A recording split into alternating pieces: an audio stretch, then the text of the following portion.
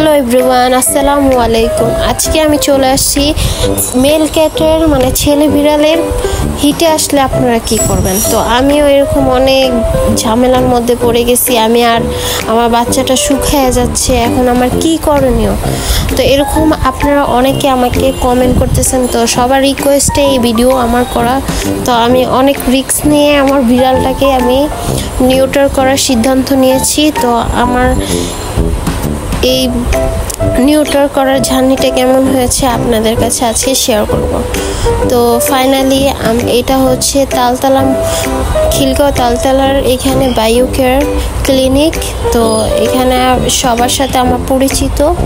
তো আমি আপুকে বলছি, আপু কোন টাইমে ফ্রি থাকবেন সেই টাইমে আমাকে বলেন। তো যে টাইমে ওনারা ফ্রি ছিল তো ওই টাইমেই আমাকে বলেছে। তো আমার বাচ্চাটাকে এই তো অজ্ঞান করার ইঞ্জেকশন দিয়েছে, তো 80% অজ্ঞান হয়ে গেছে। তো তখন আমাকে দেখাচ্ছিল, তো আমি দেখে আমি অনেক ভয় পাচ্ছি, আমি একটু কান্না করে দিছি। কিন্তু আলহামদুলিল্লাহ অনেক ভালো অপারেশন হয়েছে। ওর ফাইনালি অপারেশন ডান। তখন আমাকে বলছে, আপু ওকে নিয়ে যান সুন্দর করে, আর ওর কোনো ব্লাডও বের হয় নাই।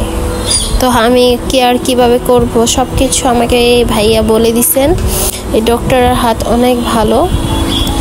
তো এই বাসায় নিয়ে আসছি, তখন অজ্ঞান ছিল, আমাদের বাসায় সবাই ভয় পাচ্ছে। তো যখন ওর অজ্ঞান ফিরছিল তখন আমি ওর এই ভিডিওটাও পাগলামি করতেছিল, হালকা একটু করে জ্ঞান ফিরতেছে।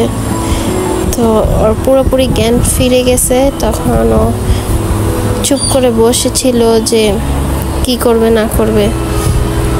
তো আপনাদের এরকম অনেক চিন্তা থাকলে এখন কি করার, কিন্তু এখন আমি বলতেছি আমার বাচ্চার 1 মাস হয়ে গেছে নিউটার করে।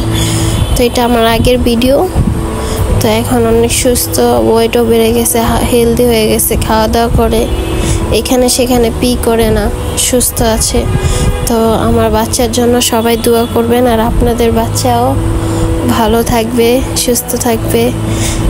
এখন আপনারা যদি কিছু জানার হয় বা কিছু জানার ইচ্ছে হলে আমাকে কমেন্ট বক্সে বলবেন, আমি আপনাদের